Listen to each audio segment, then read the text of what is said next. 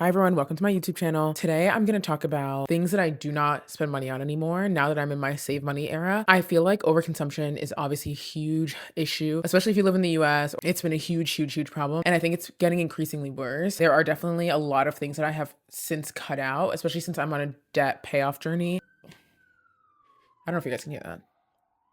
I feel like sometimes I talk to my friends and they're like shocked that I don't buy these things anymore, or that I've significantly cut down on the amount of things that I buy in these categories. I've talked about this before. I think it's something like $29 and like 83 cents, or $29 and I think it's $29.80 a day adds up to $10,000 over the year. And I feel like this is my way of feeling like I'm taking control of the smaller purchases. Some people have theories that small purchases are not the reason why you can't pay off debt, or you can't buy a house, or you can't save money, or you can't contribute to your 401k. I have firsthand seen that small changes have a ripple effect, especially mentally, because once you're in that money saving mindset, it's so much easier to continue to save. Like once you can save in the small ways, it's easier to save for the big ways too. To me, if I'm like, okay, great job not buying Uber Eats, or great job not doing X thing here, makes a big difference. So all that being said, I'm going to go through my list of things that I no longer buy in my save money era. But first, as always, I want to talk about what I'm drinking today, which is, this is an iced honey latte. I've switched from oat milk to lactate milk because the reason why I don't drink regular milk is because I'm lactose intolerant, but I realize that there's a lot more uses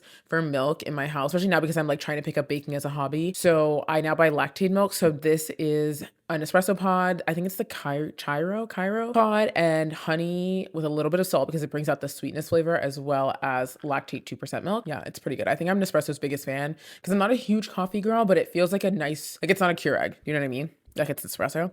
So I am a huge fan of that. If you are looking to save money, which I will talk about later in the video about how I save money on coffee, I highly recommend that you get an espresso. Okay, so now I'm going to go through the things that I no longer spend money on now that I'm in my save money era. You might think this is ridiculous. You also might think that this is not enough to save money. It literally is. Like $5 that you save today can be invested and make a difference in the long run. And my goal is to just try to contain my spending as much as possible without feeling like I'm ruining my life, or feeling like I'm constraining myself so much that I'm like not happy. I feel like I live a very full, very happy life. I can go on vacation, I can hang out with my friends, I can go to dinner, I can buy a glass of wine, but I am trying to be in the practice of telling myself no. I feel like sometimes, especially with social media and like seeing everyone have all these things all the time, it makes it feel like you have to have the next thing, or you need to buy that thing, or you need to, spend this money, you have to go on this vacation. And it's actually okay. And you should be telling yourself no. And I feel like I lived a few years where I would not tell myself no for anything. Like anything I wanted, I would get. And I think that that's just,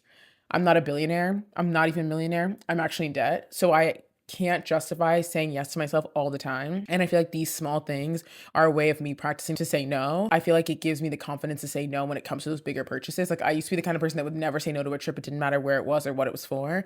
And this year, for the first time ever, I was like, actually, no, I don't want to go because I can't afford it. And I feel like that comes from one, having more transparency with my money. And that is tied to my budget tracker that I talk about all the time. That's in my bio, whatever.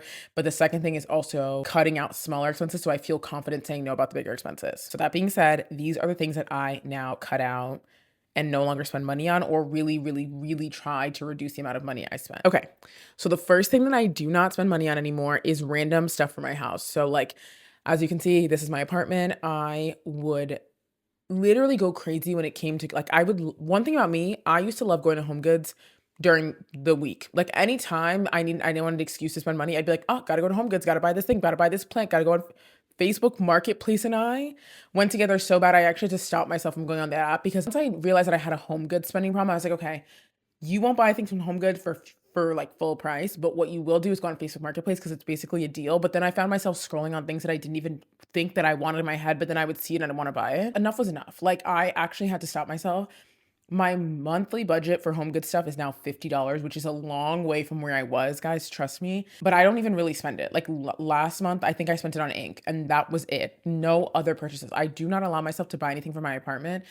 Like we have this, I don't know if you can see it in the frame, but we have a painting down here. It is supposed to be upstairs, but I actually was like, no, until you pay off your loans, you're not going to buy another. You don't need another painting. Those paintings are expensive. Enough. Rest. So I do not let myself buy anything for my apartment that's not like things that I need to actually eat and consume and like to clean the house. Like otherwise, bookshelves and lamps and no, it's done. I'm not doing it. So that is something that I've completely cut out. The second thing that I've completely cut out, as I mentioned before, is buying coffee outside of the apartment. Once I got my Nespresso, once I figured out how I like my coffee, it was over. I'm not doing that. Like even in the event that I go out with friends, if friends are like, let's go to breakfast, let's go to brunch, and people are buying coffee at brunch, I'm not buying it. Like I am not relying on coffee. I do not have coffee every day, even though I have them in every video. It's what gives me the energy to film every video. But I don't drink coffee every day. There's no need for me to go out and spend $8.50 on an iced oat milk latte. But because I'm lactose intolerant, I have to buy oat milk or soy milk or something. And then it just adds up, and I like vanilla because I like the flavor. Now it's $8. I'm not doing it. That's a Chick-fil-A meal. Like I don't need to be doing that. So I completely cut out buying coffee outside of the house. It is not something that I do unless I'm going on a coffee chat for work and someone's reimbursing it. I'm not going and I'm not buying it. I have my coffee at home. That's it. That's where I draw the line. It's honestly been huge because I just feel like it's so easy to get into the habit of buying coffee. It's like, oh, I want a treat. I want a treat. I want a treat. I can make my treat at home and put it in a to-go container and take it with me, and it still feels like a treat. I promise. Highly recommend. The third thing that I do not do anymore at all is Uber Eats. Me and Uber Eats, we kind of have beef with each other because every time I go on Uber Eats app, it is more expensive than the actual items are in the store. If I'm gonna buy something, I'm gonna buy it from a place that I already know.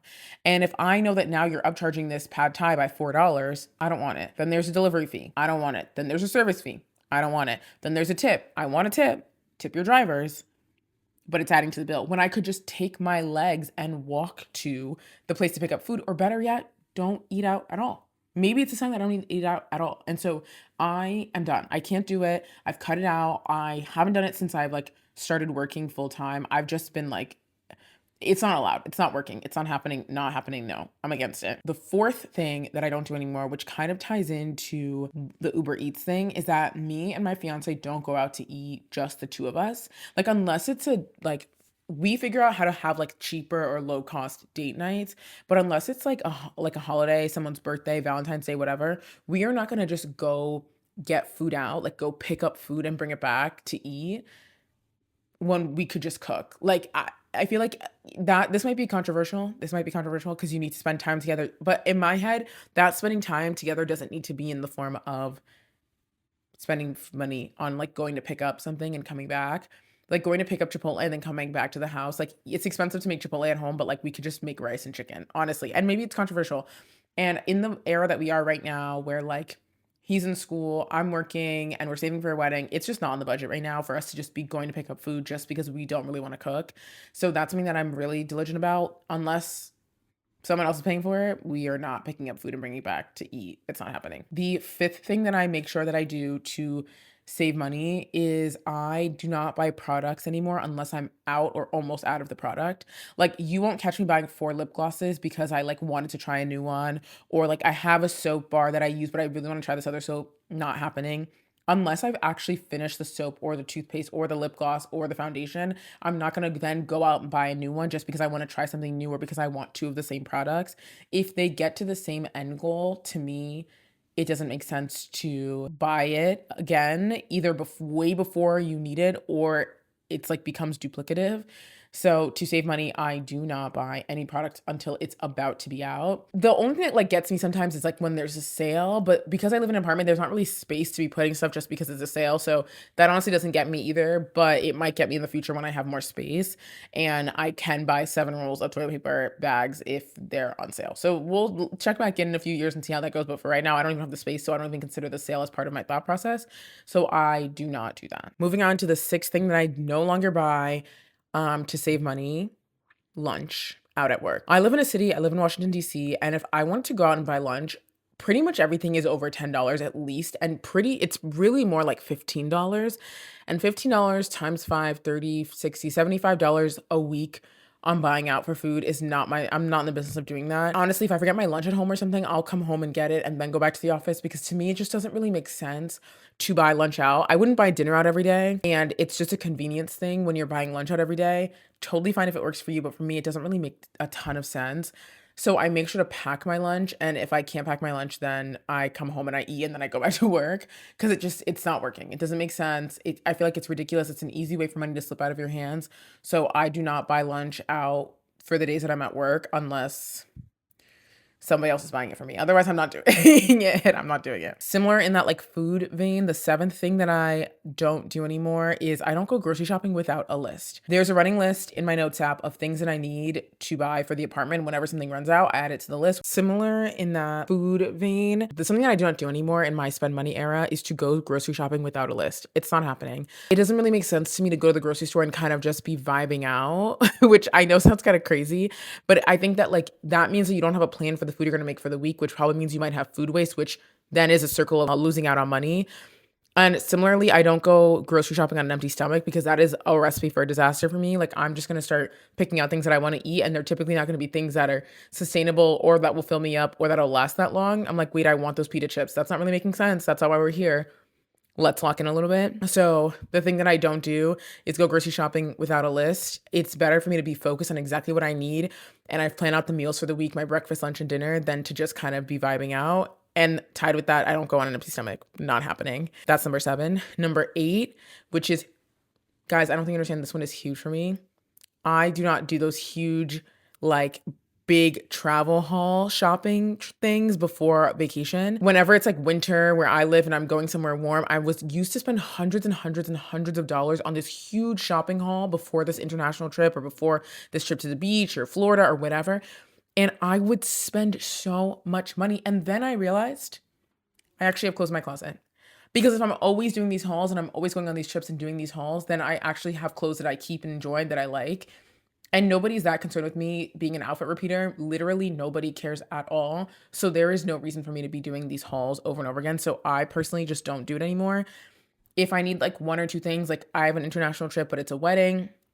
Like I have a destination wedding coming up. I need a dress for that wedding because I don't have a dress that fits that theme. Great reason to buy a dress. Otherwise, the bathing suits, the cover-ups, the dresses for dinner, it's not worth it. I have stuff. Maybe later on in the future when I'm not in my money saving era, I can splurge on that stuff. But for right now, it's not going to happen. It's not happening, unfortunately. The 9th thing that I do not spend money anymore on is subscriptions. I think that we are so subscriptioned out. It is literally insane. Every single thing requires a subscription. And I think it's totally fine to get them if you have a show you want to watch. Like for example, I talked about how I want to watch Traders. Traders is on Peacock. It comes with my internet, which is great. But if it didn't, I would buy it during the Trader season and then I would cancel it. HBO is probably the only one that we keep all the time because there's shows on it all the time that we want to watch. Otherwise, not happening. The rest of them, I just don't have it. I don't have them. I don't buy them. I don't let it because if you add up the amount of subscriptions they're playing in our face, it's not worth it. Don't have it on like auto pay from your account. Buy it when you need it, cancel it when the season's over. If there's something you really want to watch, buy it again, cancel it again. Honestly, that's the method that I've done, and I think it works really well. I just am not in the business of doing the whole subscription thing. And also my brother pays for my Netflix, so shout out to him for that. But otherwise, it's not happening. It's not on my list of things to do. It's not happening. The next thing that I do not do anymore is getting my nails done. I don't get my nails done anymore at all. I justified it in 2025 because I knew I was getting engaged in 2025 and I wanted to make sure my nails were done at any point whenever it was going to happen because I had no idea. But once it happened, I think I did one more set after that because I wanted to have like that whole engagement ring and nails looking fresh kind of vibe. But otherwise, I've stopped doing my nails. I actually kind of like having the like clean nail look, and maybe I've been tricking myself into saying that because I am saving money. But something that I also do is that I've bought a gel manicure kit online. So like when I go on vacation now, I can like do my toes and do my nails and it's cute and it's fun and it's simple. And then I can go back to being clean nailed after that. I just think it's so expensive. It's gotten crazy. Like you go when you're gonna get a manicure for $70. It's so insane. I don't want to be a part of it. Again, maybe when I feel like I've paid off my loans and I'm in a better financial situation, I can go back to buying it. But for right now, unfortunately, it's not on my list of things to buy. It's not. Okay, so there are 2 more things that I do not do anymore now that I'm in my money saving era. This one, I used to be a little bougie with it. I used to get massages pretty regularly. Like when I was in grad school, whatever program that was going on had massages that were like $60 and you could not tip by like rule. So it really was just $60. And I would justify getting them like every 3 weeks because my back was hurting, the books were heavy, blah, blah, blah, blah, blah. I haven't gotten a massage in like I think it's been exactly a year actually because my fiance got me a massage package for Valentine's Day. But other than that, I don't get massage anymore. And I probably should because my back is messed up and it's so painful. And I feel like my right shoulder is always cooked. But I don't do it anymore. It's on the budget. It doesn't make sense. I think that is an extreme luxury. And I'm not in a position to be making extreme luxury purchases like that. Like Yes, I make good money and I'm very thankful and I'm trying to make a career out of YouTube and stuff. And so money hopefully will be flowing in. But until I feel stable and my loans are paid off, the massages have to take a back seat, even on vacation, which is so sick. But like that's kind of just it is what it is. Very last thing that I do not spend money on anymore now that I'm in my money saving era are items on sale. I kind of alluded to this before when I was saying that I don't buy things for the apartment just because they're on sale. I wait till things run out. But just because something's on sale doesn't mean that you should run and go get it because they're trying to entice you. Especially when I saw all those Black Friday deals that were like the original price and then they had the sale price, but the sale price was actually just the original price covered up or whatever. I just feel like if something's on sale, it's either low quality or like it's not actually on sale and I'm getting bamboozled. And I just like really am not in the mood for that. So unless it was something that was already on my list and I was already planning to buy, a sale, I'm not gonna let a sale entice me because they're really just gonna get my money and they're gonna convince me to buy something I did not even want to buy in the first place. And I'm not in the business of getting bamboozled, at least not like that. So those are the things that I no longer spend money on now that I'm in my money saving era. I either don't spend money on it at all, or I really, really, really try to cut down as much as possible. Like I said, I feel like tackling the smaller things in your life gives you confidence to tackle the bigger things in your life. And I highly recommend making a small list of things that you no longer want to spend money on for 2026. It doesn't have to be, I think I listed 12 things. It doesn't have to be 12 things. It can be two things. It can be literally one thing. And if it's going to be one thing, I highly recommend it's Uber Eats. Anyway, thank you guys for watching. As always, please subscribe. I'm trying to be a YouTube girl. I'm trying to be in my YouTube era. I will stop saying era after the things that I am doing now eventually. But I'm trying to be a YouTube girly, so please subscribe if you like this video and I post every week. So, yeah. See you guys later. Bye.